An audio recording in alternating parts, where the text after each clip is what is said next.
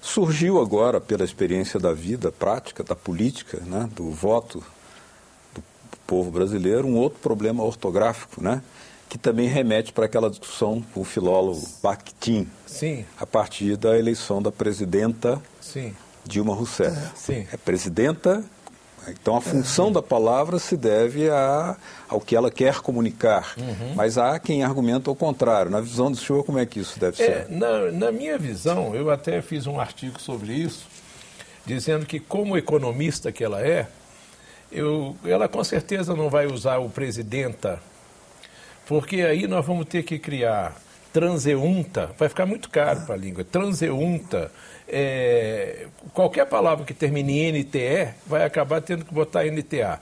Aí nós vamos ter que criar o masculino também, presidento. Mas eu respondi seu e-mail. Sim, respondeu?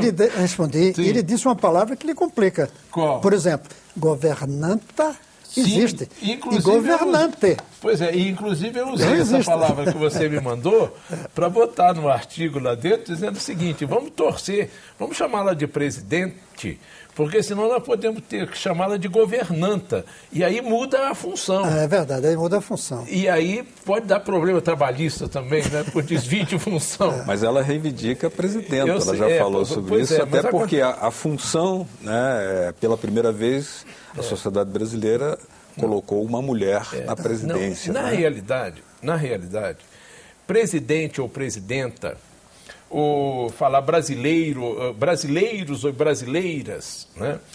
Existe uma intenção política de agradar um público cada vez mais crescente, cada vez mais forte, que é o público feminino. Agora, a linguística está acima disso. Então ela vai dizer o seguinte: olha, se estão usando presidente ou presidenta, tem esse interesse político nisso. Né? Agora, mas ninguém vai dizer que está errado o presidente a presidente.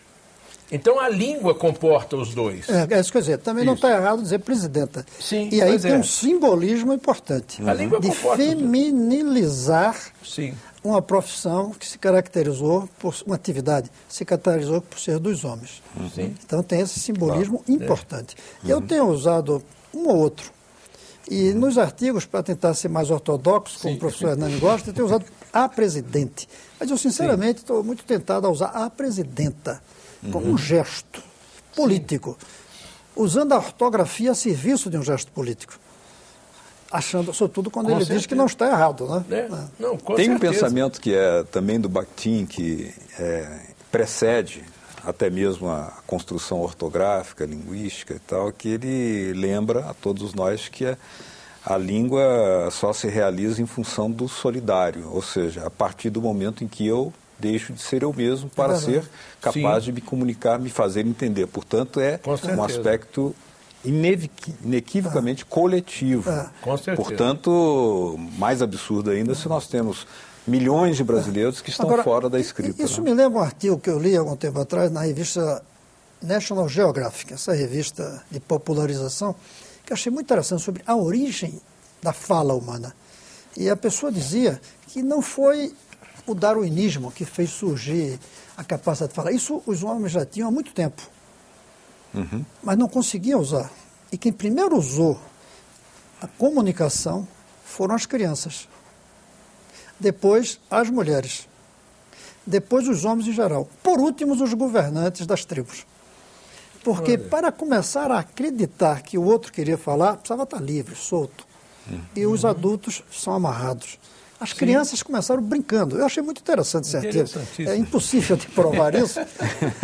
Mas eles disseram que tem experiências que mostram que, por exemplo, eu me lembro bem disso, passava areia numa fruta e os macacos adultos não pensavam em lavar para limpar. Os macacos infantis faziam isso primeiro. Porque não tem medo do ridículo. Você sabe que para aprender um idioma novo, você tem que perder o senso de ridículo. Claro. As crianças aprendem mais depressa. Os tem adultos menos travas, né? Tem menos travas. Então ele tem razão, o Bakhtin, quando diz que é um instrumento de cooperação. E quem é que é mais afeito à cooperação? Quem tem menos preconceito. Quem tem preconceito não se comunica. é quem não tem. Por isso que eles dizem que as crianças inventaram a fala. É interessante isso. Muito interessante. Professor Hernani, para a gente entender melhor como é que o Acordar Melhor, que é o movimento que o senhor participa, do qual o senhor participa, aliás, pediria a nossa produção, por gentileza, para colocar no site aí, na tela, para a comunicação, para aqueles que quiserem entrar em contato com o senhor. Qual é o roteiro de trabalho daqui para frente para sensibilizar as autoridades no sentido de que ainda é possível acordar melhor? A primeira coisa é todos que estão ouvindo, por favor, entrarem no site, conhecer as ideias e assinar o manifesto e divulgar o manifesto. Quanto mais assinaturas nós tivermos, mais facilmente a gente vai sensibilizar as autoridades. O segundo trabalho, vocês estão ajudando. O senador Cristóvão Buarque participou de uma audiência pública aqui no Senado sobre o assunto. E ele analisou do ponto de vista lógico, né, e percebeu a importância que tem. A imprensa está nos ajudando na medida em que nos chama para um debate desse, né? Então, o que nós temos que fazer é dizer o seguinte: olha, no Acordar Melhor, você tem todas as informações, né? E se quiser que, em qualquer lugar onde haja um auditório com 200 pessoas, eu me disponho a ir para fazer uma palestra sobre o acordo ortográfico. Evidentemente, gratuita, né? Porque eu não estou lutando por uma causa pessoal, nós estamos lutando por uma causa coletiva. Agora, o nome do movimento, que eu recomendo que vocês realmente procurem conhecer, mostra como o nosso idioma é complicado. Veja, acordar melhor pode significar o que ele quer, que é chegar a um acordo melhor, ou pode ser acordar melhor, ou seja, acordar com saúde, porque depois de 8 horas de sono. Porque os professores de português estão achando esse acordo um verdadeiro pesadelo. Então nós temos que acordar melhor. Mas é um idioma complexo. Isso faz o idioma rico. Mas é preciso simplificar para que quando você fala, as pessoas entendam. Se as pessoas entendem quando você fala, tem que entender quando você escreve. Por exemplo, do mesmo jeito de acordar, os políticos consertaram, é com C. Sim. Os sapateiros consertam, os mecânicos, com S. Qualquer um entende quando você fala de consertar, de fazer um acordo, ou de consertar, de resolver algo quebrado. Todo mundo entende, independente de ser com S ou com C.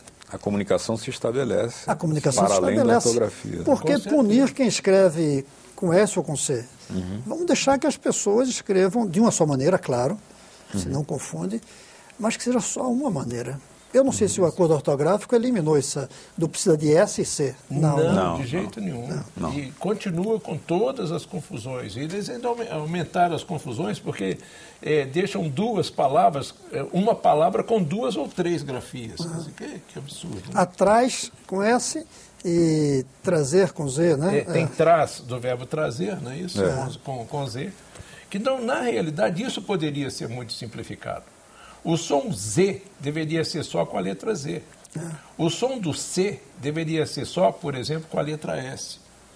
Uma outra coisa interessante é pegar... G e J, né? Olha só, J e G. Quem sabe usar? Ninguém sabe, mas a gente pode usar, por exemplo, o alfabeto das línguas nórdicas, que o G, ele não é o som G, é o som G. Então nós teríamos 2 letras, J e G. Se eu tenho que escrever G, G, G, Gogu, é a letra G. Ninguém vai ter dúvida. Não é a letra G. Isso, se for G, vai ser J.